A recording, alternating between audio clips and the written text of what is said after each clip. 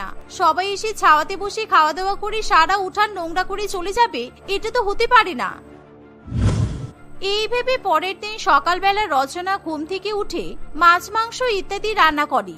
আর তার শ্বশুর বাড়ির লোকেদের যখন খাওয়া দাওয়া হয়ে যায় তখন যে খাবারগুলো বেঁচে গেছে সেগুলো আমি আর ফ্রিজে তুলবো না, কারণ আমার উঠানের চারপাশে অনেকগুলো কুকুর ঘোরাফেরা করে। ওদেরকে আমি উঠানে ডাকবো আর ওদেরকেই সব খাবারগুলো খাইয়ে দেব। এই গরমের মধ্যে বেচারা কুকুরগুলো খাবার খেতে পায় না, তাই আমি ওদেরকে খাওয়াবো। এই বলে রচনা বেঁচে যাওয়া খাবার উঠানে ছড়াতে শুরু করে আর পাড়ার কুকুরদের ডেকে নিয়ে এসে সেই উঠানে খাবার খাওয়ায়। আর যা দেখে শিখা দেবী ভীষণই ঘৃণা বোধ করে, কারণ সে মোটেই কুকুরদের পছন্দ করে না। কি ব্যাপার বৌমা, তুমি এই উঠানে বসে আমাদের জন্য পরিষ্কারভাবে রান্না করছো, আর গরমের মধ্যে আমরা এই উঠানে বসেই খাওয়া দাওয়া করছি, আর তার উপর তুমি কুকুরদের এরকম ভাবে উঠানে খাওয়াচ্ছ কেন? কুকুর যদি উঠানে এসে বসে খায় তাহলে আমাদের পক্ষে তো আর এখানে বসে খাওয়া সম্ভব হবে না। এরকম কুকুর খাওয়া জায়গায় তোমাকে রান্নাও করতে দেওয়া যাবে না।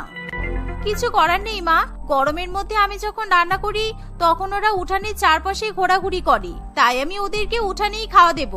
কারণ আমি তো আর কুকুরদেরকে বাড়ির মধ্যে নিয়ে গিয়ে খাওয়াতে পারি না। বলুন, আপনাদের যদি পছন্দ না হয় তাহলে আপনারা এবার থেকে ঘরে বসে খাওয়া দাওয়া করবেন। ঠিক আছে, তুমি আজকে থেকে আবার রান্নাঘরে রান্না করবে। আমি রান্নাঘরের রেশনের বস্তাগুলো সরিয়ে দেওয়ার ব্যবস্থা করছি, আর আমরা ডাইনিং টেবিলেই বসে খাওয়া দাওয়া করব।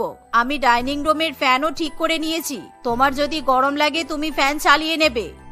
শাশুড়ি মায়ের কথা শুনে রচনা খুবই খুশি হয়। এভাবে গরমের মধ্যে রোদে তাকে কষ্ট করে আর উঠানে রান্না বান্না করতে হয়।